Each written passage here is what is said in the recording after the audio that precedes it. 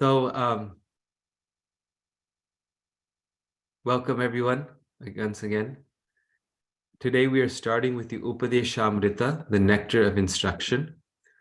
This is just 11 verses.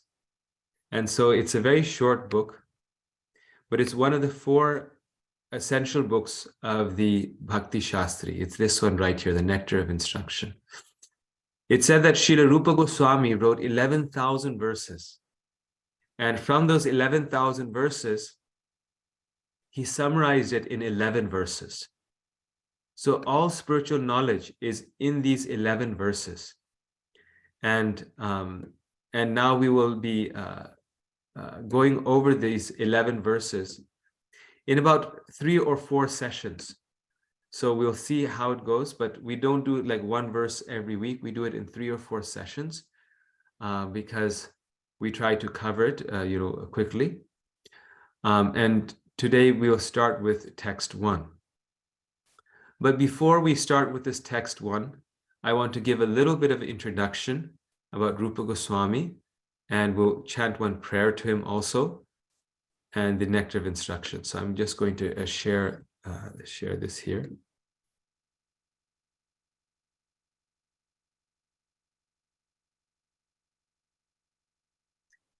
So this is Upadeshamrita, the Nectar of Instruction. So this is the prayer to the 6 Goswamis of Vrindavan. The 6 Goswamis of Vrindavan were the intimate associates of Sri Chaitanya Mahaprabhu. Many of them came from very exalted families. They were sons of kings, ministers. They came from very wealthy families, but they gave up all of it just to serve Sri Chaitanya Mahaprabhu's movement, and particularly to write spiritual books, to write the science of bhakti. Now, in some sense, you could say the head of the 6 Goswamis were 2 brothers who were also eternally liberated souls. All 6 of them were eternally liberated souls. But 2 brothers, Rupa and Sanatan Goswami. Sanatan Goswami was the elder.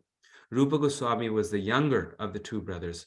But Rupa Goswami was known as a saint of bhakti. So Srila Rupa Goswami is known in our tradition as the saint of bhakti. And so therefore his books are particularly very, very significant for us, because he actually delineated how to practice the process of bhakti, which is our means of attaining the Lord. And therefore we are known as Rupanugas. Our whole movement, we are known as Rupanugas, followers of Rupa Goswami. So this is a prayer to the 6 Goswamis of Vrindavan. Before we read their works, we can always recite this prayer. Nana Shastra Vicharanaika Nipuno Sadharma Sanstapako Lokanam Hitakarinu Tribhuvane Manyao Sharanyakaro Radha Krishna Padaravinda Bhajana Nandena Mattaliko Vande Rupa Sanatano Raghujugo Shri Jiva Gopalako. I offer my respectful obeisances unto the 6 Goswamis, namely Srila Rupa Goswami, Sri Sanatan Goswami, Sri Raghunath Bhatta Goswami, Sri Raghunath Das Goswami, Sri Jiva Goswami, and Srila Gopal Bhatta Goswami, who are very expert in scrutinizingly studying all the revealed scriptures with the aim of establishing eternal religious principles for the benefit of all human beings. Thus they're honored all over the 3 worlds, and they're worth taking shelter of because they're absorbed in the mood of the gopis and are engaged in the transcendental loving service of Radha and Krishna.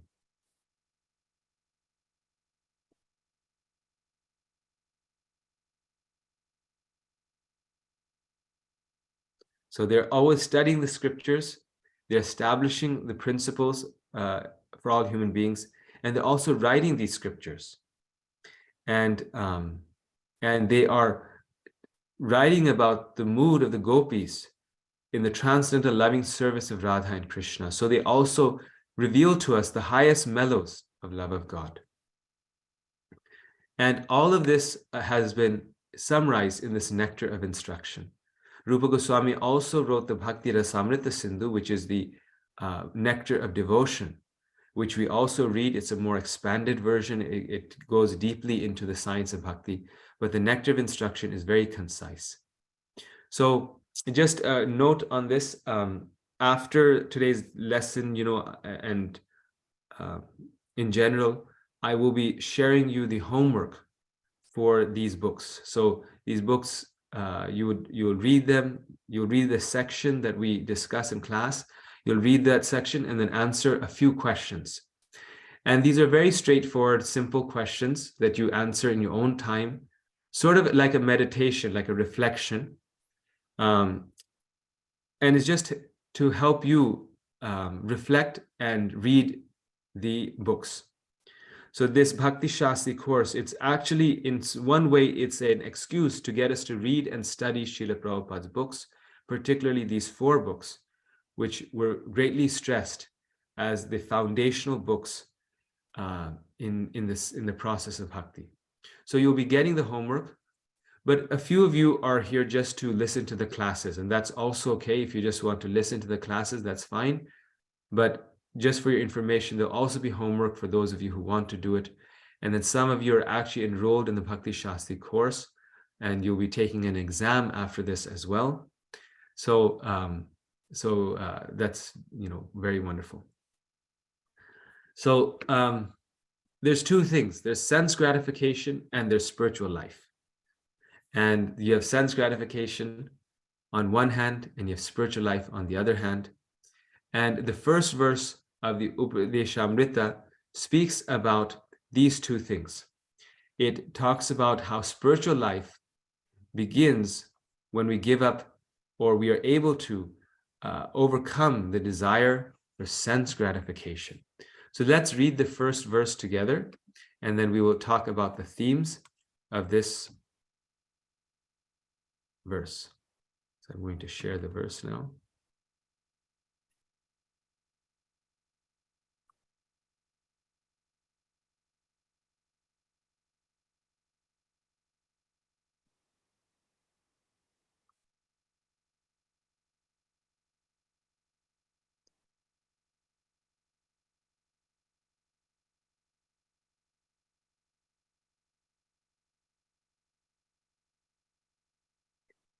So the first of the 11 verses. And this nectar of instruction, the reason why it's so special is because verse by verse, it elevates us to the highest platform of love of God. So in 11 verses, it's taking us from material life to the highest point in spiritual life. So just see where the first verse begins with. I mean, how much ground it covers when we cover this. So we'll do this. Vachu vegam manasakrodha vegam jivva vegam udarapasta vegam etan vegan yo vishaheta dhira sarvam api mam pritivim sashishyat. Vachu vegam manasakrodha vegam jivva vegam udarapasta vegam etan vegan yo vishaheta dhira sarvam api mam pritivim sashishyat. Vacha of speech, vegam urge, manasa of the mind, krodha of anger, vegam urge, jiva of the tongue, vegam urge, udarapastha of the belly and genitals, vegam urge, etan these, vegan urges, yaha whoever, vishaheta can tolerate, dhira sober, sarvam all, api certainly, imam this, prithivim world, saha that personality, shishyat can make disciples. Translation purport by His Divine Grace, A.C. Bhaktivedanta Swami Srila Prabhupada Ki Jai. Translation: a sober person who can tolerate the urge to speak, the mind's demands, the actions of anger, and the urges of the tongue, belly, and genitals is qualified to make disciples all over the world. Once again, a sober person who can tolerate the urge to speak, the mind's demands, the actions of anger, and the urges of the tongue, the belly, and genitals is qualified to make disciples all over the world.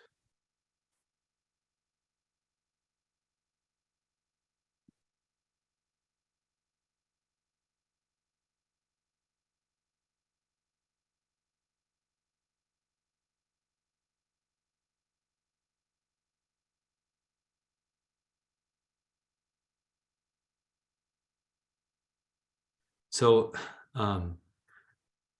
this verse talks about different Vegas, 5 different types of Vegas.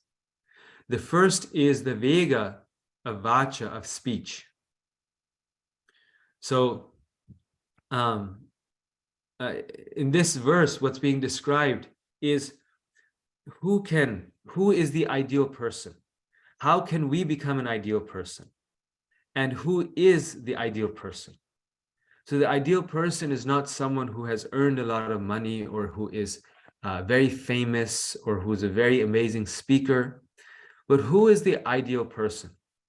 The ideal person is someone who can control these following urges.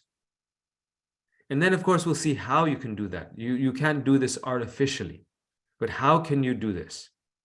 The first urge that we must learn how to control, which is the one that we think about last, but it's actually the most difficult and the most important, and that is vacha, of speech. The most important urge that we must control is the urge of speech. Second is manasa, of the mind, the urges of the mind. The third is krodha, of anger, controlling anger. The fourth is jiva, of the tongue. So we said already speech. What does tongue mean in this context? Tongue means what we eat. So what we say and what we eat. Therefore, the tongue has 2 functions. And the last one is udara apasta, of the belly, udara, and apasta, of the genitals. So how much we eat and control in terms of sex life, in terms of who we and when we and how we engage in sex life. So these are the 6 urges, the vegams that need to be controlled. And the first one is a vacha, of speech. So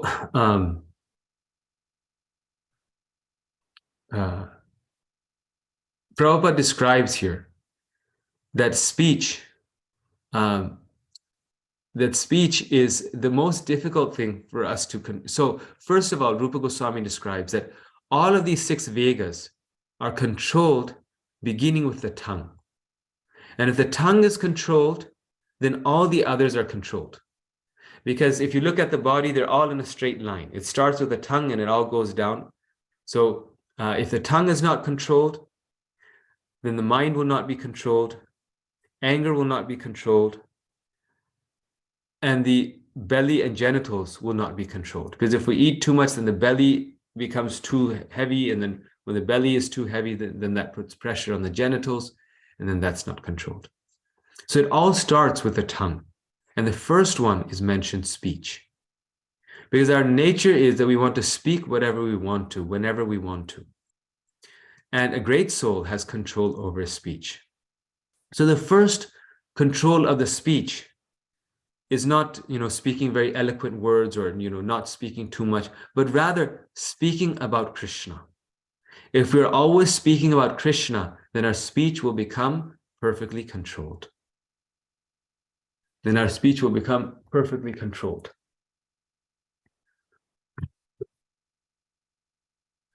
And then then Prabhupada describes that speaking about Krishna is the ultimate solution, right? If we're always speaking about Krishna, then there won't be any difficulty. But simultaneously, we should practice 5 austerities of speech. These are the 5 austerities of speech, very important here. The first one is truthfulness, satyam. So speak that which is truthful. Don't speak lies. Or also keep your vow. Stick to the truth. Because if we speak lies, or if we don't adhere to our word, then people will stop trusting us. So the first austerity of speech is satyam, or truthfulness. The second one is priya, or pleasing. Speak words that are pleasing.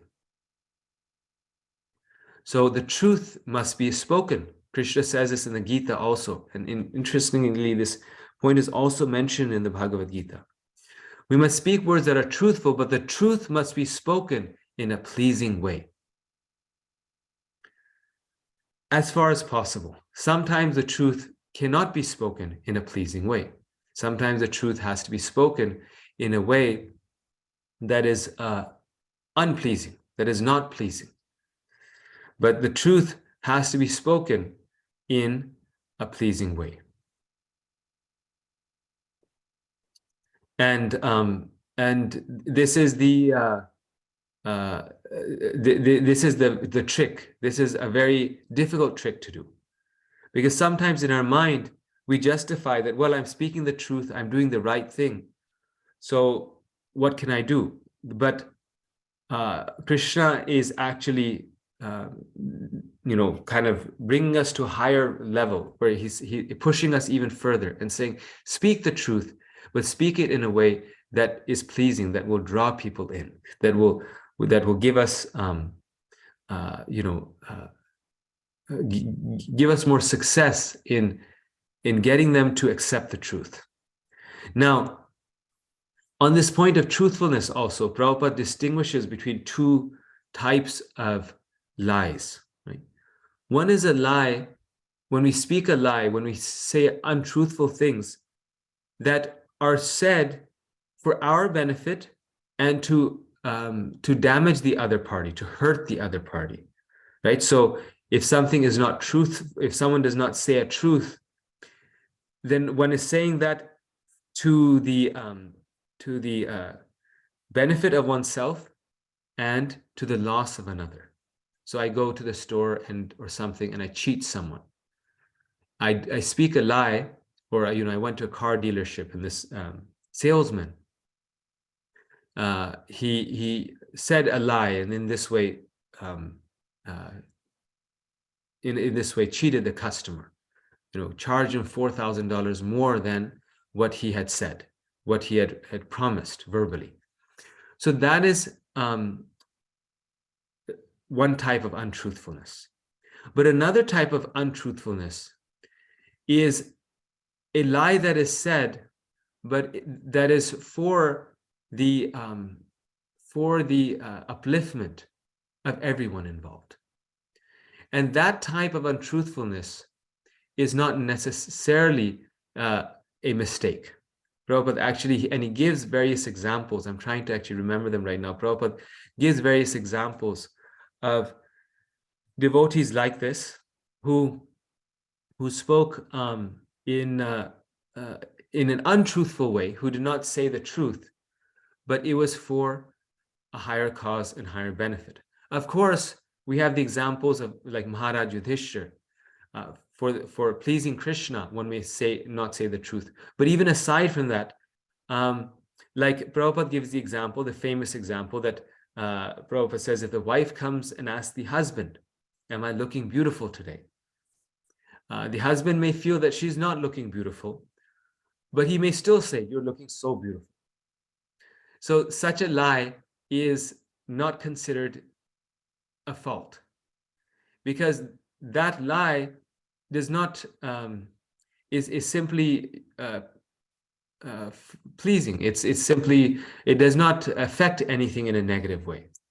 Similarly, if a person lies, but does so to protect the life of another person, at the right time, at the right place, for the purpose of saving a person's life, then such untruthfulness is not a fault.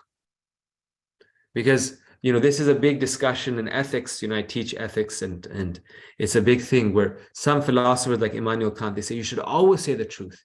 Even if thousands of people die because of saying the truth, you should say the truth. But others disagree with him and say, how is that good? If I have to protect a group of people from a group of thugs, and if I say the truth, and because of that they all die, then what is the use of saying the truth? And that is a fact. What is the use of saying the truth? There's actually a great sage who one time was in his ashram, and some innocent people, some vulnerable people, they came running. They're running away from this group of thugs, and they came and they hid in the ashram of the sage. And the sage had taken a vow of satyam, of truthfulness.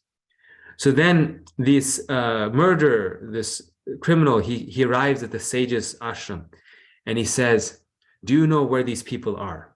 Have you, seen them? And do you know where they are? And the sage has taken a vow of truthfulness. So even though the sage knew that by saying this, these other people would die, he says the truth. And he says, yes, they are here. They're hiding in my hermitage.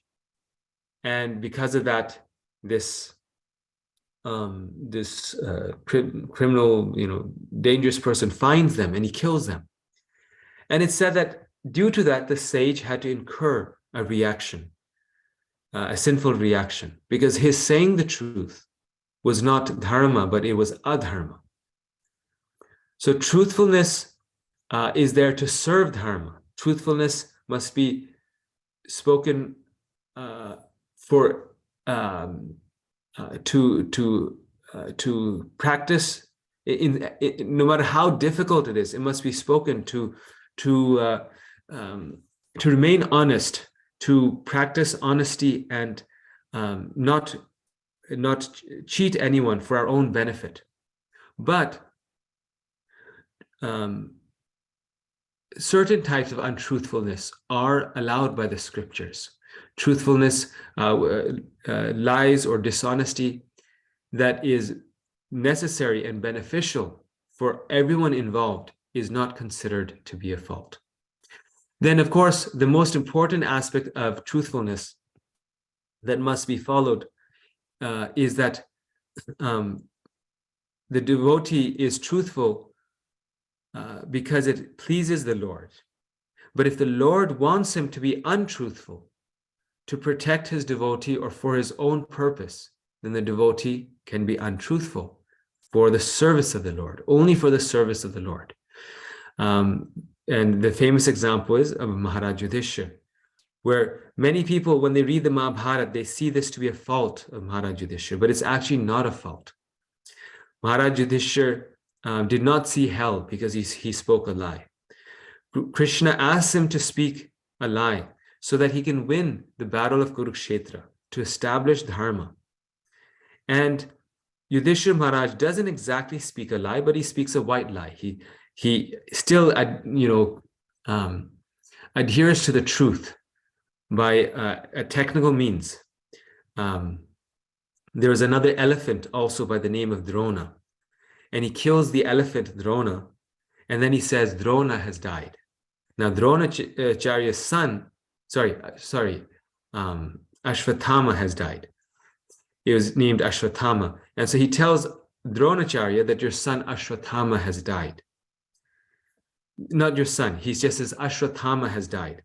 And Dronacharya thinks that this means my son has died. And because of that, he gives up his life. He loses his will to fight. And then Dronacharya sits on the battlefield of Kurukshetra in meditation, and Drishtadyumna takes the opportunity and he kills him. So Maharaj Yudhishthira still adheres to the truth because he doesn't completely say a lie. He says that Ashwatthama, the elephant, has died. But in essence, it was a lie. But that lie was not a fault. And it's very interesting that the philosopher Immanuel Kant, he also says this, that to protect, the same philosopher is mentioning who says that you should always say the truth. Someone asked him, well, what about protecting the weak?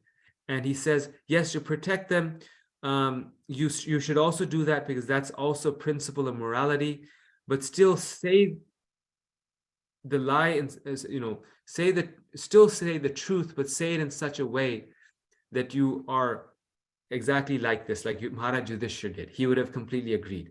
You're not completely saying the lie, you're still showing respect for the truth, even though in essence you're lying, but you're still giving respect to the truth. So this topic on truthfulness is very, very interesting and technical. And it has many aspects to it, like the Shastras. The understanding of the Shastras is very deep, and we have to understand them in a very deep way. One last example, Prabhupada says that when the businessman tells his customer, on you I make no profit, then he says such a lie is not sinful. Because the businessman knows what he's doing and the customer knows what he's doing. Now, if the businessman gives a false product, gives, paint instead of milk, like, sometimes we see, and it hurts people, then that is a great sin. But if he says, on you I make no profit, then that is just, like I said, the customer knows obviously he's making some profit. So such an untruthfulness does not hurt any party. It is simply meant to function or to perform one's activity or one's occupation. Second, even if it is truthful, it should still be said in a pleasing way. And when it's said in a pleasing way, then it will be also beneficial. Speech should be spoken that is beneficial for others. Then anudvega karam. Speech, we should speak that is not agitating to others. And finally, svadhyaya. The final, most important austerity of the speech is reciting Vedic literature. We should recite the Vedas, we should recite the scriptures, the shlokas, and in this way engage our speech in the right way, rather than in the wrong way. So this point of speech that should not be done, that is agitating to others. So sometimes we see that people are very sarcastic, right? They practice sarcasm. They agitate one another outside of the family, within the family. So such type of speech will not take us closer to Krishna. It will take us farther away from Krishna. We should speak in such a way that is truthful, that is beneficial, but try to avoid agitating others. We should not take pleasure in agitating others. In one place, it said that sarcasm is humor in the mode of ignorance. So in the material world, a person who can be cynical and sarcastic is considered a great speaker. They can get away with, they can make fun of others and also get away with it because they're very expert in doing it. But that's speech in the mode of ignorance. One should not speak in such a way that we agitate others. Rather, we should see to their benefit. We should put ourselves in their shoes and say that, well, if they were in that situation, if I was in that situation, if the roles were switched and I was in that situation, how would I have felt? Right? So this is true for everyone, and we should all see for our own self that how can I speak in a way that will be that will disturb the other person less and will please them more. And this is a great art. And therefore, sound is considered the most powerful energy in this world, because through sound, just through some words, right, we can make someone's day or we can break someone's day just through our words. Through speech, one can become the president of a country. What, thousands of weapons and military cannot do. One speech can do it, right? Obama gave his famous speech and then he became the president. So many people, President Lincoln gave a famous speech and then thousands of people were affected against slavery, fighting against slavery. So the power of sound is the most powerful energy in this world, even in the material context. So we should use it very properly. What to speak then in the spiritual context? Since sound is the most powerful energy in this world, if we recite Vedic literature, meaning also the same thing means if we chant Krishna's holy names, if we speak about Krishna, then that powerful sound vibration can take us back home, back to Godhead. Okay, so Bhagavad Gita 7:15 purport. One should not speak, as I mentioned in the Gita, it's mentioned, right? One should not speak in such a way as to agitate the minds of others. Of course, when a teacher speaks, he can speak the truth for the instruction of his students. But such a teacher should not speak to those who are not his students, if he will agitate their minds. This is penance as far as talking is concerned. Besides that, one should not talk nonsense. The process of speaking in spiritual circles is to say something upheld by the scriptures. One should at once quote from scriptural authority to back up what he is saying. At the same time, such talk should be very pleasurable to the ear. By such discussions, one may derive the highest benefit and elevate human society. There is a limitless stock of Vedic literature, and one should study this. This is called penance of speech. So we waste so much time in this gibberish talk, but we don't spend that same time in studying Vedic literature.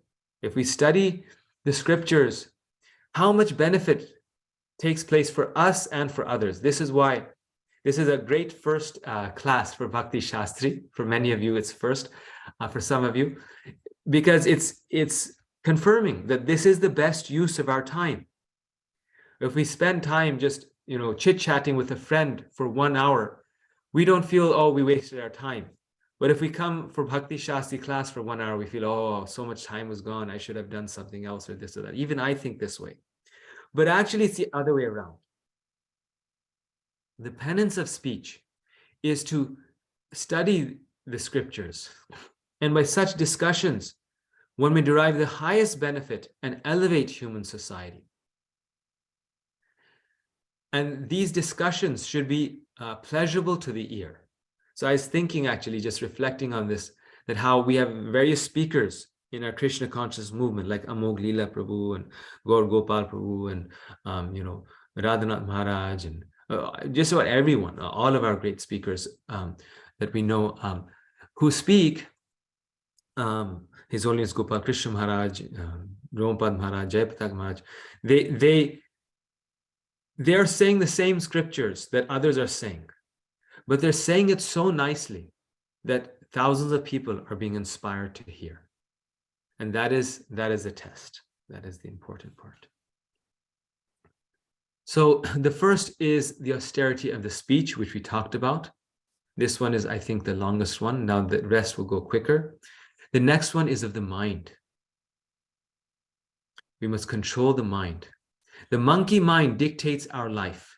What should we think of instead? So our mind makes us agitated. The mind makes us distressed. Just this morning, my mind was a little distressed, thinking about something. So we all get distressed about our mind, but how can we control the mind? We can control the mind by fixing it on Krishna's form, on Krishna's name, on how to share Krishna consciousness with others, and how to purify our consciousness. So that is the special quality, you could say the special nature of the mind, that we can always control the mind simply by focusing it on Krishna's form, his names, and on always thinking about how we can share Krishna consciousness with others.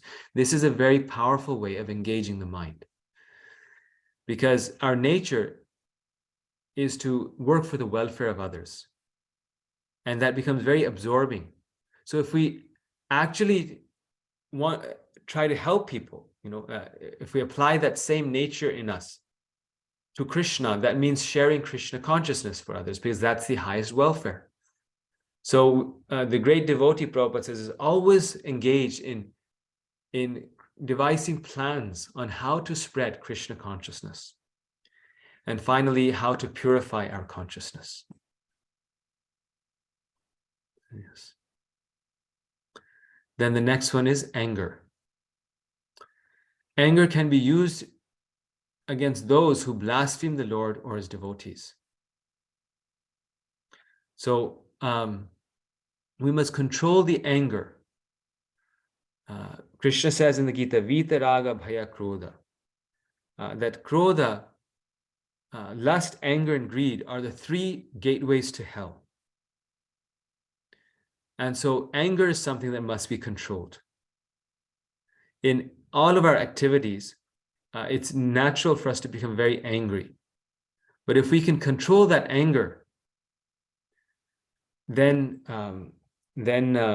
we can make disciples all over the world. All these things, Rupa Goswami ends by saying, if you do all these things, or anyone who can do all these things, can make disciples all over the world, that person is the ideal teacher. Disciples all over the world means that person is the ideal teacher. That person can take students. That person can be an ideal example. But the question is, the million-dollar question is, how can one control one's anger? Because it's natural for us to feel angry. And here it's being explained that all these activities can be controlled if they're engaged in the proper way. They cannot be stopped, but they can be rechanneled. So there's also place for anger. And that is that anger can be used to protect the devotees of the Lord from those who are blasphemous. To protect, Prabhupada says, the weak from the strong when all good argument fails. Like Hanumanji, he's the perfect example of controlling anger. He was very angry. He was very angry at Ravan, so much so that he burnt the whole city of Lanka. But that was a proper use of anger, because it was there to protect Mother Sita and to chastise a demon, chastise someone who is averse to the service of the Lord. So it can be used against those who blaspheme the devotees, but what about Trinadapi Sunichena? So this verse, Trinadapi Sunichena, it says, more humble than a blade of grass, more tolerant than a tree, right? That a devotee should be more humble than a blade of grass and more tolerant than a tree. And in such a state of mind, one can chant the holy name of the Lord constantly. Yes. So that is the mood. And that mood is compatible with protection. Being humble does not mean not protecting the devotees of the Lord. Being humble does not mean not speaking up when the Lord is being blasphemed. That is humility. That is the proper use of anger, and that is being more humble than a blade of grass. But one has to be very, very careful in the use of anger.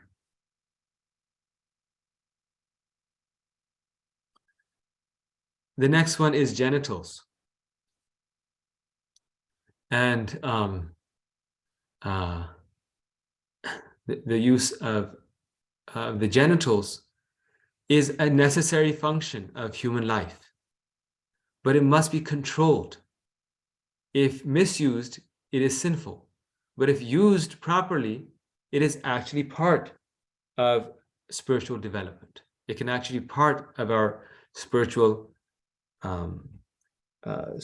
development and service to Krishna. So what is the control of the genitals? That is, Prabhupada describes in this purport, sex within marriage.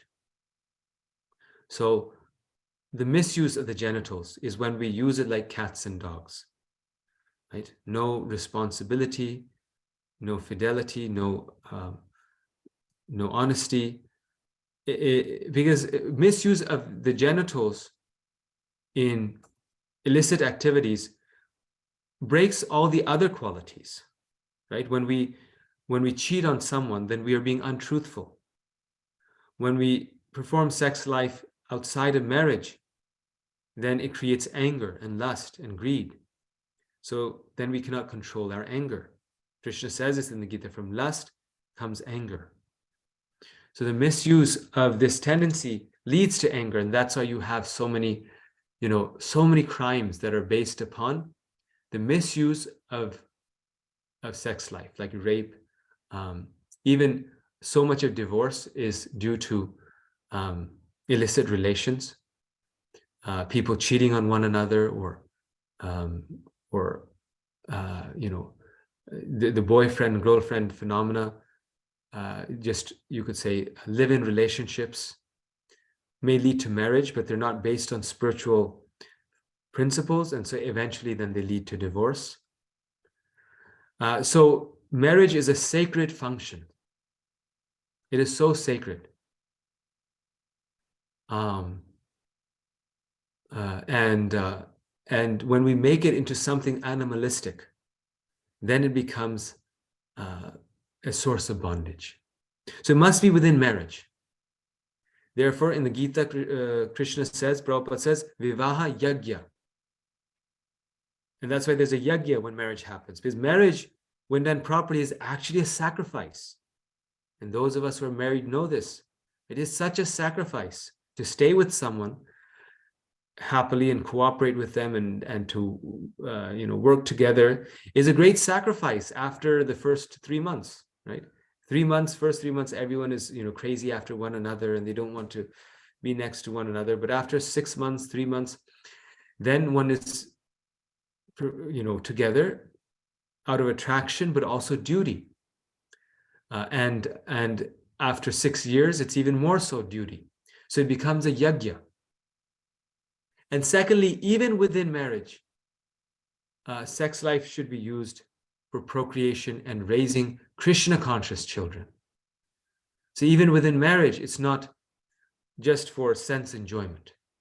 It is for the purpose of yagya again, to raise Krishna-conscious children, to raise a child in this world who will help himself or herself and help the world, not raise a child who will be yet another nuisance to this world. And that is the responsibility of the parents. If a child is not raising properly, that's the parents' mistake. So raising a Krishna-conscious child is the proper use of sex life. And that's the purpose of it. It's for procreation. It's actually not for sense enjoyment. And then the tongue and the belly, these are connected here in this same slide. So tongue means, controlling the tongue means only eating Krishna prasadam.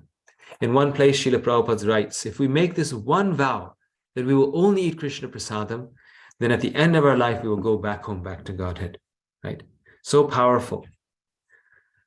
In our home, it becomes a spiritual place if we're eating sanctified food, not food that has been, frozen and then defrosted, put in a microwave, not food that is based upon violence, killing others, other animals, but food that is pure in the mode of goodness, that is wholesome, that is pleasing to the body. And most importantly, that is Krishna prasadam. We have one elderly pujari here, Dhananjay Prabhu, and he's, in his 70s, and he eats, sumptuous prasad. It's prasad with, rich prasad with spices and chilies and ghee and all these things.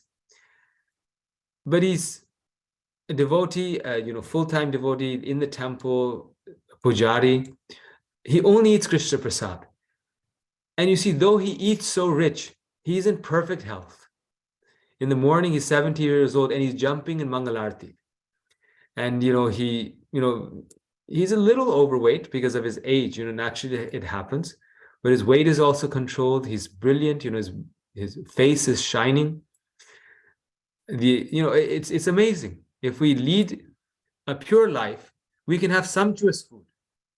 If we eat food that's offered to Krishna, if it's Krishna Prasad, we can have anything that we like, and it will not be bad for our health. On the other hand, we'll be on all these diets, but if we eat food that's cooked not with devotion or offered to Krishna, it will not be good for the body. People have all sorts of problems, this and that, from such foods. The taste of bhakti can be tasted through Krishna Prasad. Prabhupada said that this Krishna consciousness is the kitchen religion. This food is part of the spiritual practice. When it's offered with love to Krishna and then taken, this becomes an aspect of bhakti. And that through that food, we actually taste Krishna's mercy. Prasadam means mercy. We can express bhakti and experience bhakti through Krishna Prasadam. And finally, when the belly is controlled, we can practice spiritual life. And if we just eat Krishna Prasad, naturally our belly becomes controlled. You see, in my own practical experience, I'll just tell you one thing and then we'll go on, that by having this principle of just eating Krishna Prasad, we actually end up eating healthy and eating less. Because think about it, there's so many restaurants, so many Pizza Huts and this and that and Dunkin' Donuts. And if I was thinking one day that if a person doesn't have the principle of eating only Krishna Prasad, you can eat at any of these restaurants, these Chinese restaurants, Mexican restaurants, Indian restaurants. So it would be so difficult for the mind. It would be like, which restaurant do I eat? I always grew up like this from beginning of life, so I didn't have that experience. But I was just imagining that people who don't have this principle, how much anxiety must be in their mind. Like every night they're thinking, which restaurant should I go to? And they can eat unlimited amount because you just have to pay the money and then you can get all this. Like when you only eat Krishna Prasadam, then most of the time you have to cook it yourself. Unless you're very fortunate to have a Govinda's restaurant, a devotee restaurant in your city, you have to cook it yourself. So then, there's like limitations in how much you can cook. But people who can eat at restaurants, they just eat and eat and eat. And this is why all over the world you see now, it used to be America, but now it's like India also. And this time when I was in India, I was surprised by this, and Europe, that people are so obese. People are getting so fat. I mean, like unimaginably obese. This one Indian man, he was sitting at one thing, and like he was so big, I couldn't imagine. And it's because there's so much food. There's too much food. There's so much, this restaurant, this fast food. And it didn't used to be like that in India. There weren't these fast food restaurants. There's home food, and once in a while a dhaba, which was like home food. And everyone was healthy, thin, slim, in good health. But these fast food restaurants, they're ruining the health of a whole nation. Like America, it's a epidemic here. Obesity. Even children are obese because they're always eating pizzas. They're always eating this and that. So naturally, the belly is controlled if we eat Krishna Prasadam. So these vegams are hindrances on the path of bhakti. And if we can control these vegas, then spiritual life is very easy. Not just easy, but to control them is such a great accomplishment, and such few reach that goal, that such a person can make disciples all over the world. And remember, it starts with speech. Let us control our speech. Let us practice speaking in such a way that we can say the truth, but we can be pleasing to everyone around us. And then naturally people will follow us. Naturally, we will get, and this realization came to me at a certain point in my own spiritual life that, we're trying to preach here and there, do this program, that program. But the first thing that I need to do is improve my own character, right? If I can improve my own character, then preaching is no problem. Then, the problem is we make so much progress in our, in sharing Krishna consciousness with others. We get 100 people in a program. And this is true of people all around the world. But then, due to a lacking in our character, we'll lose 200 people. So we gain 100 people, we lose the 200 people. So then we have to start all over again. And then we start again. Of course, part of the way of improving our character is preaching. When we preach, just like we're doing this class, I'm speaking this class, it's reminding me, I have to practice this myself. I have to practice this myself. So preaching helps in improving our character. But there's two things the Chaitanya Charitamrita says. It says achar and prachar. Some people have achar, they have good character, but they don't have prachar. They're not helping others. They're not preaching, they're not helping others. Others have prachar. They are helping others, but their achar is not good. But a person who has both the good character and can preach, that person can do wonders. So prachar helps in the achar, but at the same time, we have to hear Rupa Goswami is saying, a person can only be a guru. There's now like, a busload of gurus in every street corner in India. In Vrindavan, there's a new guru that's coming up every single day. So that is nice. The idea is nice that they are trying to share spirituality. But what is their achar? They must first be eager to practice. So many gurus, but are they practicing? Are they leading the ideal life? Are their senses controlled? Are they actually able to uplift themselves and uplift others? So now we look at some further hindrances on the path of bhakti. And this is text 2. It's 8 o'clock. I think we can do one more text. This first text is actually the longest text, so it took a long time. And that is here. So let us go to this text number 2.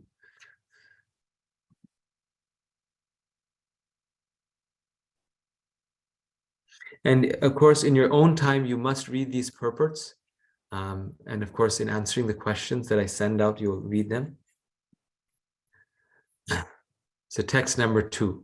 So now Rupa Goswami tells us, after telling us the definition of an ideal spiritual master and of a self-realized soul, after telling us the things that we need to control, now in text 2, Rupa Goswami tells us what are the 6 things that pull us back on the path of bhakti, things that we must avoid if we want to progress very quickly, very speedily on this path.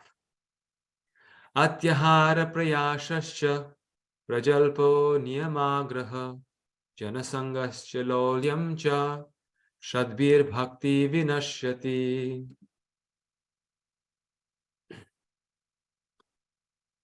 Translation: one's devotional service is spoiled when he becomes too entangled in the following 6 activities. 1. Eating more than necessary or collecting more funds than required. So this is the first thing. Eating more than necessary or collecting more funds than required. 2. Over-endeavoring for mundane things that are very difficult to obtain. 3. Talking unnecessarily about mundane subject matters. 4. Practicing the scriptural rules and regulations only for the sake of following them and not for the sake of spiritual advancement, or rejecting the rules and regulations of the scriptures and working independently or whimsically. 5. Associating with worldly minded persons who are not interested in Krishna consciousness. And 6. being greedy for mundane achievements. So let's look at the Sanskrit here. Oops, sorry. Atyahara. Atyahara means eating more than necessary or collecting more funds than required. So, consumerism, right? Collecting more than required in terms of money, in terms of whatever. We need to lead a simple life. We just need certain necessities, but just getting too many things. Then we have to manage them. We have to take care of them. We have to maintain them. And getting too many things in our belly also. So that's eating more than required. To over-endeavoring, prayashascha. So endeavor is good, but over-endeavoring for things that are very difficult to obtain. 3, prajalpa, talking unnecessarily about mundane subject matters. 4, very nice one, niyamagraha. We'll discuss this more. Practicing the rules and regulations, but not for the sake of spiritual advancement, just as a ritual. Very interesting point. Or not practicing the rules and regulations. And 5, janasangasya, associating with worldly minded persons. And 6, being greedy. So janasangasya, bad association, and lolyam, being greedy for mundane achievements. So being greedy for mundane things, for material things, that these 6 things will stop our practice in bhakti. So I will share again. Let's go to the slide. So here are the 6 things put in a slide form. Once again, I just went over them, so I won't go over them again.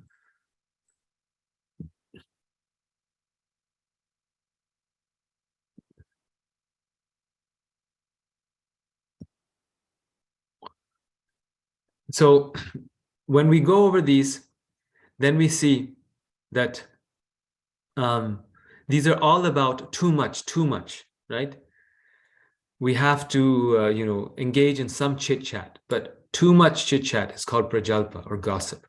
We have to eat, but too much eating is overeating. We have to endeavor, but not over-endeavoring. So the big question is, how do we know how much is too much? How do we know the wrong kinds of things? So what is see, we can endeavor for spiritual things, but not mundane things. So how much is too much, and how do we know what is spiritual and what is good for us, what is not bad for us? So Srila Bhaktivinoda Thakur in his Bhakti Aloka, he answers this question. If one accepts sense objects in the spirit of enjoyment, that is atyahara. But if sense objects are accepted as the Lord's mercy, and only as far as required and favorable for devotional service, then it is not atyahara. If sense objects are honestly accepted as the Lord's mercy, then yukta vairagya is easily attained.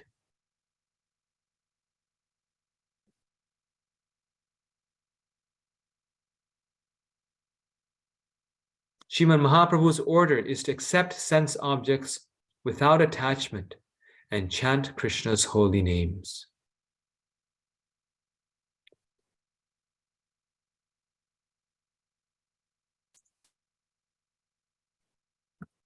Yes. So this is a very wonderful quote from Bhaktivinoda Thakur, and in this he's mentioning that we can accept things. We can even accept material things, but if we accept them only as far as required and for favorable for devotional service, then it is not atyahara.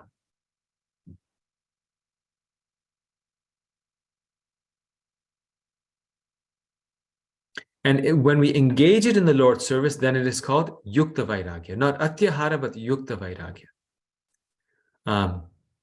Yukta vairagya means that whatever material things we possess or that we are able to possess, if we fully engage it, not partially, but 100% engage it in the Lord's service, then it is yukta vairagya. If we engage it in our own service and give part of it to Krishna, then that is karma mishra bhakti. That is still bhakti, but it's karma mishra. We want some and we're giving some to Krishna. But when we are fully engaging it in the Lord's service, then that is called yukta vairagya. That can be pure bhakti. So the example is if someone is born in wealth, like we have Ambarish Prabhu, Alfred Ford, the great grandson of Henry Ford, is a devotee. He is born with millions. He will always have money. He has a share of the Ford company. So what can he do? Is he practicing atyahara? Not necessarily. If he takes that wealth and he uses it in the service of the Lord, like he's building the Mayapur project, he's donated $50 million for the Mayapur project, then it's not atyahara because it's yukta vairagya. He's taking that wealth, he's taking the assets that he has, and he's found a way to use it in Krishna's service. Now, if he takes that same money and he makes 5 mansions for himself in 5 different countries, then that is atyahara. It's more than what one needs. One can go and stay in a hotel or in a nice villa, rented villa. Why does one need 10 homes in 10 different countries? That is accepting more than what is required. But if we accept sense objects honestly as the Lord's mercy, that somehow the Lord was merciful and has given me a nice material situation, and then not try to enjoy it, but engage it in Krishna's service, that is yukta vairagya. So we must take shelter of Krishna's internal energy. This pleasure potency is manifested as Srimati Radharani, or her expansion Lakshmi, the goddess of fortune. When the individual jiva souls are under the control of the internal energy, their only engagement is the satisfaction of Krishna or Vishnu. This is the position of a Mahatma. If one is not a Mahatma, he is a Duratma, or a cripple-minded person. Such mentally crippled Duratmas are put under the control of the Lord's external potency, or Mahamaya.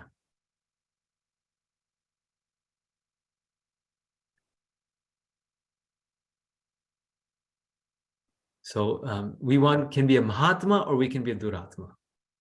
When we are engaging things in the satisfaction of Krishna, we are Mahatma.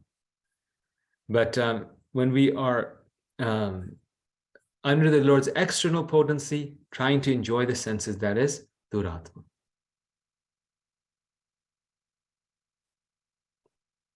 So this is text 2. This was text 2. These were the principles that hinder us from the progress of bhakti. I just want to make another point on this niyamagraha before we go on to the 3rd verse, and that is that so actually quickly on first 3 on these things. So we have to avoid eating too much. Even Krishna prasadam, we should not overeat. As we advance spiritually, we even want to eat simpler, not very opulent Krishna prasadam. Because the idea is that we want only prasad, but also controlling the senses, right? Less material things, less material desires. Prayasa, endeavor is good, but if we over endeavor for things that are very difficult, like I want to, become, the mayor of, Chicago, then I may do that, but my spiritual life may get lost in the meantime. For the service of the Lord, if we need to, that's different, but just for my own thing. So don't over endeavor for mundane things. We must endeavor enough that we have time left for spiritual life. If we don't have time left for spiritual life, then that is called over endeavor. That's the test. So if we are so busy that we have no time to chant, then that's over endeavor. Then it's not that, oh, I'm too busy. It's that we made ourselves too busy because we're over endeavoring. We have too many things that we're interested in. We have to focus again on spiritual life. Prajalpa is the number one thing that kills spiritual life. When we engage in backbiting, gossip, there's a wonderful passage of Chanakya Pandit that says, those who gossip about others behind their backs, he says something like they are residents of, hell or something like this. it's something that destroys our spiritual life when we engage in criticism, gossip of other devotees. A devotee just doesn't engage with that. The fourth one, niyamagraha. So many times we go to India and we see that people are very, very intent to follow all the, all the vratas and all the, all the things that people do, all the rituals, but no endeavor to actually develop their bhakti for the Lord. They'll hire the priest to do this puja and that puja, to do this and to do that. That is good. At least it's better than doing nothing. But higher than that is actually endeavoring to find the Lord. Because I used to wonder, there's so many spiritual people in India. Why is it that devotees are special? Like, why then this Krishna conscious movement is so special? Because here we're not just trying to become filled with punya. We're not just trying to endeavor for good, ritualistic advancement, but we're actually trying for spiritual advancement. And the other side of niyamagra is that we become so spiritually, quote unquote advanced, that we think that, I don't need to follow the rules of spiritual life. So, now I'm on the platform of spontaneous bhakti. Krishna is my little boy. I have Laddu Gopal. I slap him every day. And I don't chant my rounds. I don't eat Krishna prasadam. No, also disregarding spiritual injunctions, rules and regulations is also niyamagra. Either way, it will hinder us from the path of bhakti. If we follow the rules and the rituals just for the sake of rituals, it will hinder us. And if we don't follow the basic principles of spiritual life, that will also hinder us. So we must do both. Practice the essential principles that are necessary for bhakti and do it for the pleasure of Krishna and its spiritual advancement. Next one is janasanga, association with worldly minded persons. Shri Chaitanya Amrita, Lord Chaitanya says, asat sanga tyag ye vaishnavachar. That spiritual life means giving up the association of worldly minded people. Even before accepting good association, Lord Chaitanya says, devotee means giving up bad association. And what is our most bad association that people are most in touch with throughout the day? That is oftentimes television or internet or cell phones. In order to advance in spiritual life, we have to be willing to sacrifice these things. We have to be willing to reduce our intimate connections with material people. And just yesterday, someone asked me this question. We had a very nice conversation about what is association. And this devotee was going to college and he said, how can I practice this principle? That not to associate with worldly minded persons. And so we discussed about what is association. Actually, association means, Prabhupada says, when we share food with someone. Association means when we share our place of living with someone. Association means is when we share our heart with someone. When we do these three things, then we're really associating. If I go and I buy something from the store and I, go to the cashier and, pay the money and they say, hello, how are you? I say, Hare Krishna. That is not really association. That is kind of day-to-day activities. But what association Rupa Goswami here is speaking about, he's speaking about revealing one's mind in confidence, the next verse. That association we do only with devotees. So at work, we will need to associate with non-devotees. But as long as it's in the purview of work and we're not revealing our innermost thoughts to them, or we're not relaxing with them, we're not sharing food with them all the time, the intimate moments are not with them, but they're with devotees, then that is not association. So a devotee also gives his association, rather takes association. And I had this personal experience in my own college life that I would not eat out, I would not eat in the dorms, I would not live in the dorms. And that's why, though I was at college, I was not really associating with them, because I could see that the real association happens in the canteen room, as they say in India, in the halls where they eat food, on those tables. That's when they plan things. That's when they, really, the heart becomes attached when you share food. So if we live with devotees, if we eat with devotees, and if we share our intimate kind of and free moments with devotees, then we will be protected, because our association will be fundamentally with devotees.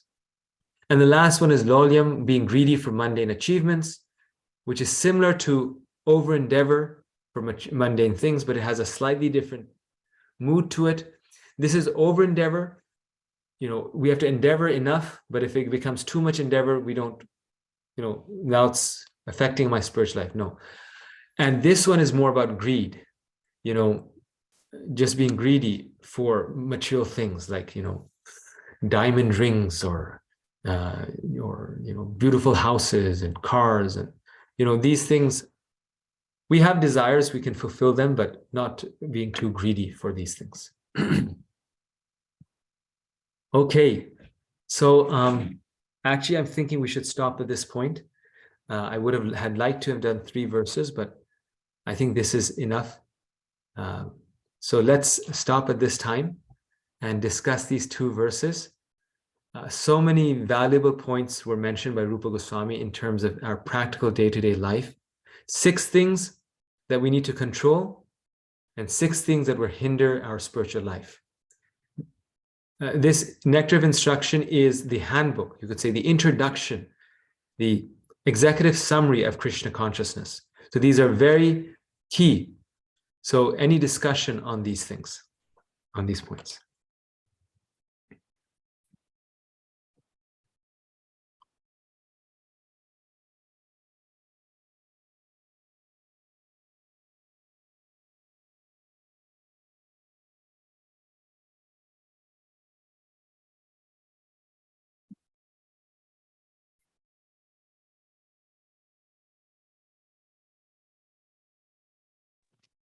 Hare Krishna. Hare Krishna. Hare Krishna. Hare Krishna. Prabhu, you talked about over endeavor, and I was thinking, is there anything over endeavor in spiritual life also? Like we have certain services that we get into, and then it gets over time, it becomes a little bit overwhelming. So is it anything called overwhelming, like over endeavor in spiritual life, or it's okay to be over endeavor in Krishna consciousness? Yes, actually,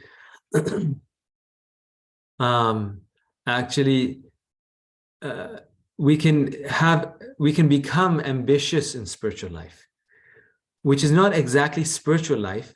It is mature life, but we put it in the garb of spiritual life. So being ambitious in spiritual life might be like wanting to be famous as a spiritual leader or spiritual teacher, wanting to have some recognition in relation to our devotional service. And that material ambition, which, that material, once we come to spiritual life, we're giving up our material consciousness. But that material consciousness, is still there in the beginning. So the fruit of desire, you could say material desires, they become applied to spiritual life, where before we wanted to be famous in the material world, now we want to be famous, but in the spiritual context, as a great spiritualist. So when we have those ambitions in spiritual life, then that generally leads to over endeavor in spiritual life, where, well, okay, because I want to be a famous person in spiritual life, known as a great devotee, now I have to work so hard to reach that goal, where, thousands of people will watch my YouTube class. Sometimes Krishna gives it naturally to a devotee, because of their spiritual advancement. And that is a different thing. But if I'm actually endeavoring to become a great, spiritual speaker because I want to be famous, then that is different. So over endeavor in spiritual life can happen when we overload ourselves so much because we have some material motivation. Now, if we have the pure desire that I really want to spread Krishna consciousness, and my only desire is to do this to please Krishna and Guru, and for that we're working very, very hard, then that is not over endeavor. That's our spiritual determination, and that's very good. But even there, if our desire is pure, then we will do it in a way that's pleasing to Guru and Krishna. And pleasing to Guru and Krishna means that we'll follow their process. So we won't do it so much that we won't have time to chant. So we must chant, So over endeavor comes generally when we are have some mixed motivation, some material thing. Yes. Other questions?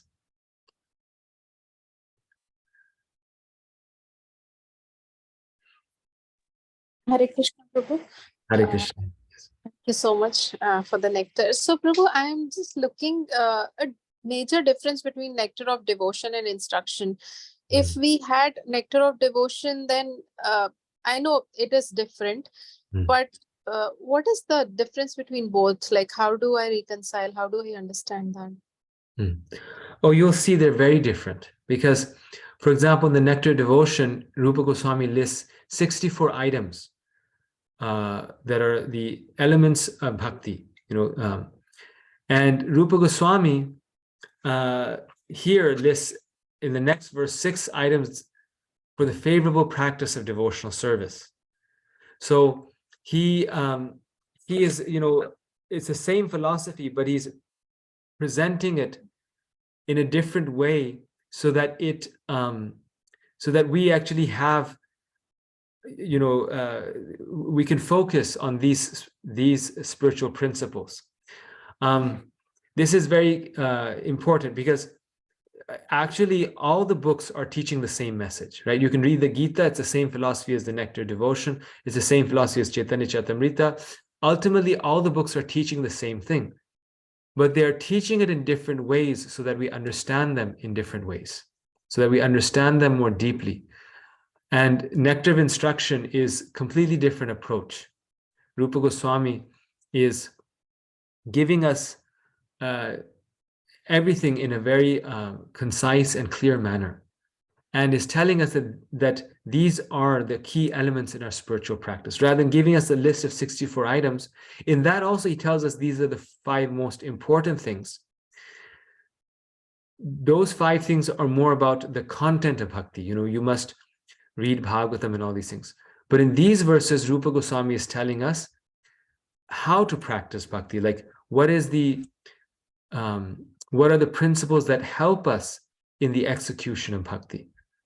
So he's giving us more of a guidebook on how to be the practitioner of bhakti rather than analyzing bhakti itself.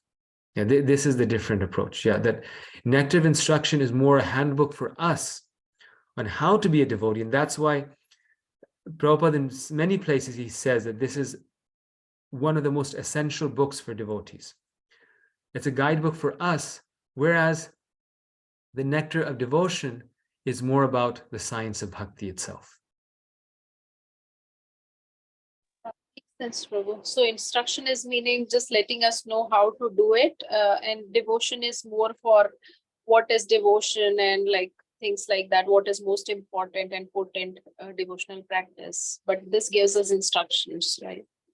Yes, but also we must understand that Nectar of Instruction is also giving us a very concise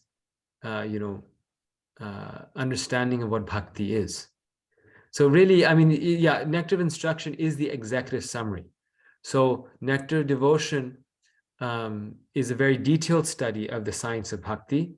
Nectar of Instruction has that, in summary form, what the Nectar Devotion has. Plus, it gives us the principles that we must follow in order to practice bhakti. So it's summarizing all of Rupa Goswami's works, not just the Nectar of Devotion. So in some ways, the summary of Nectar of Devotion is included in the Nectar of Instruction, plus more. Got it. Thank you so much. Thank you. Okay, anything else? So I was actually thinking that there'll be more comments and questions. So then since let's just, next time we'll start with this, but just to complete this, let's just go quickly over the 6 things. So we did the 6 things that hinder, and now let's just do the 6 things that help us in the practice of bhakti. And I'll just read the verse. I won't go over the slides, but just so you know, you have something to look forward to next class. Utsahan nishayadharyat tat karma pravartanat sangatyagat sato vritte shadbir bhakti prasidhyati. There are 6 principles favorable to the execution of pure devotional service. 1, being enthusiastic. 2, endeavoring with confidence. 3, being patient. 4, acting according to regulated principles, such as Shravanam, Kirtanam, Vishnu Smaranam, hearing, chanting, and remembering. 5, abandoning the association of non-devotees. And 6, following in the footsteps of the previous acharyas. These 6 principles undoubtedly assure the complete success of pure devotional service.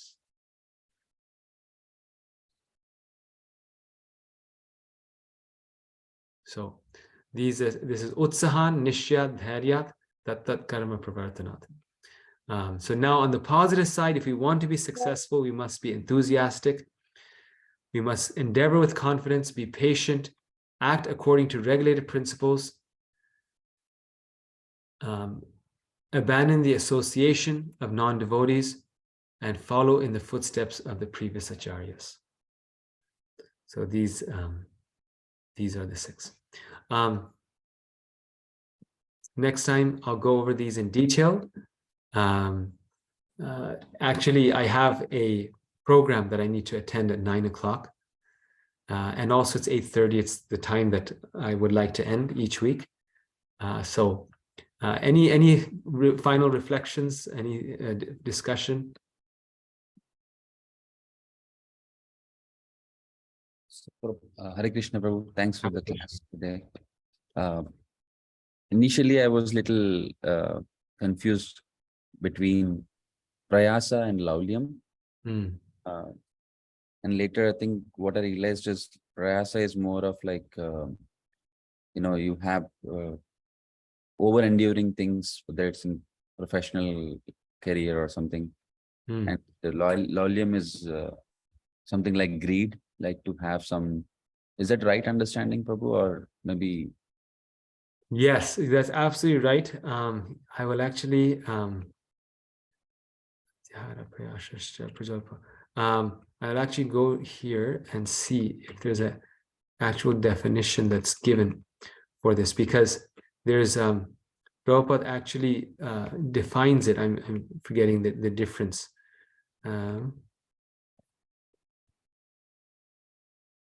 Yes.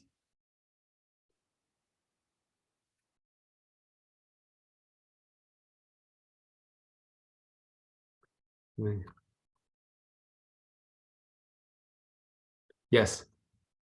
So when we are over endeavoring for something, we may not be greedy for it. We keep endeavoring, right? So sometimes, let's say I really want my son to learn how to read, and he's just unwilling. He's being very stubborn.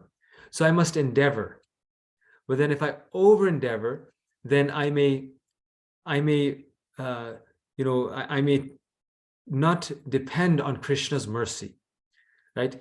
I may think that, well, this is there, and I'm the controller. I can actually make him do this with my effort, not realizing that, well, beyond me, there's someone else also. I have made my effort, but now it is up to Krishna. And greed is where I would want, this and that for me. So I want, the latest Mercedes. I want the BMW. This is, or for my son, an example of greed, using the same example is, I want him to become the world's most famous writer. So that could be a greed, wanting that fame. And over endeavor could just be that, well, I'm engaged in a certain activity, but I'm forgetting that I have my role, but Krishna is in control. So yeah, so that's a very subtle point, but a very important point, that at a certain point, we have to do our effort, but then we also have to depend on Krishna. And Srila Prabhupada and these great devotees, this is actually a quality that they had, that Prabhupada knew the perfect balance between making full effort, but also at a certain point, depending on Krishna's will, that this is Krishna's desire, and therefore I will depend on him. Thank you, Prabhu. Basically, over ambitious, right? Is over endearing. Yes. Yes. Okay. Yes. Now, spiritual things, we need to be very, very determined. And so now I think there's a question regarding that I was just seeing in the chat box. So right here, what about those who say that you can practice spiritual life without practicing these principles that you just enumerated? What about those who say that you can practice spiritual life without practicing these principles that you just enumerated? Can you please elaborate on this? Well, actually, what to speak of spiritual life, even material life, one will not be successful unless one doesn't practice these principles. Unless one, even in material life, if we're at work and we gossip too much, eventually people don't like us. We get ourselves in trouble. Even in material life, if we keep endeavoring for one thing too much, we will, become frustrated. So in spiritual life, we must endeavor, but always remembering, and we must endeavor with great determination, but always remembering still Krishna is in control. I have to depend upon his mercy. So that is a key thing here. One final request that someone had was if I can go over just the schedule and syllabus for the course for Bhakti Shastri. So we will do the Nectar of Instruction. We will try to cover it in 1 month, including this week. So in 3 weeks more, we'll cover the Nectar of Instruction. And after that, we'll do the Ishopanishad, which is, again, only 18 verses. So these are 2 small books. This is 11 verses. The Ishopanishad is one of the Upanishads. It's the only Upanishad that we study, and it's, you could say, a key Upanishad. And then once we finish Nectar of Instruction and Ishopanishad, then we have the exam for both of these. Again, all of you don't need to take the exam, but if you want to take it, you can take it. I will post the homework, and each week you complete the homework.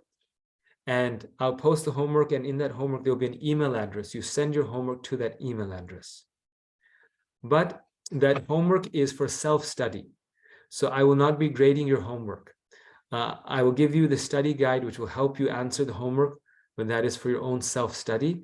For the course, it's necessary to send the homework to me so I can see that you've done it. So I just make sure that you've done it, but it is really for your own practice, because the questions on the exam come from the homework, and then I grade it. So that's why it's there essentially to help you prepare for the exam.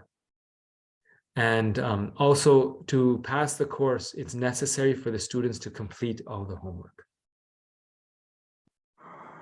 The homework will be posted on the WhatsApp group.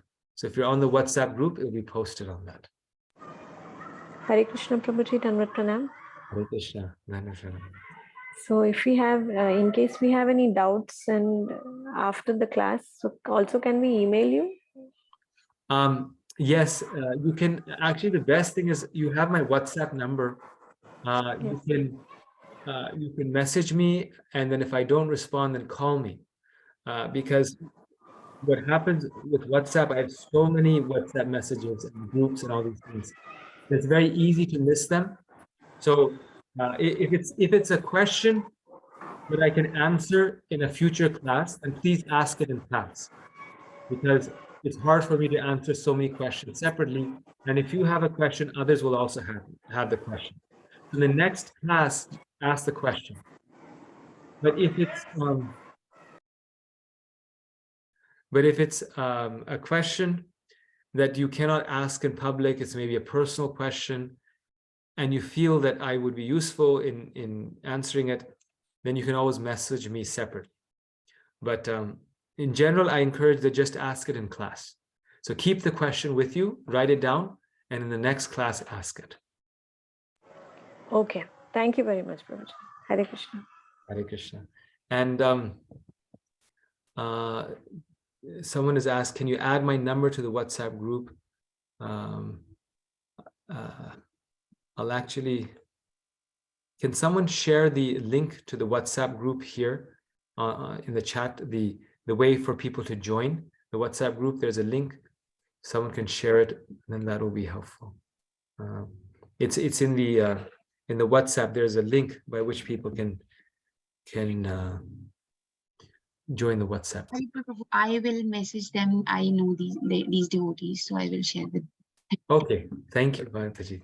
Wonderful. Hare Krishna. Just one last thing, Prabhu. Do we have to actually register for the Bhakti Shastri, like a paper registration or a form, anything? Yes, actually, there is a form, and that needs to be filled out at some point. It's not no hurry. So yeah, that also, just message me. I can send it to you. Prabhu, also, like those of us who has given Gita exams, so the grading will be given, or it will be for the entire course? It will be given. Yes, it will be given. I thought I'll do it in India, but then India is really busy.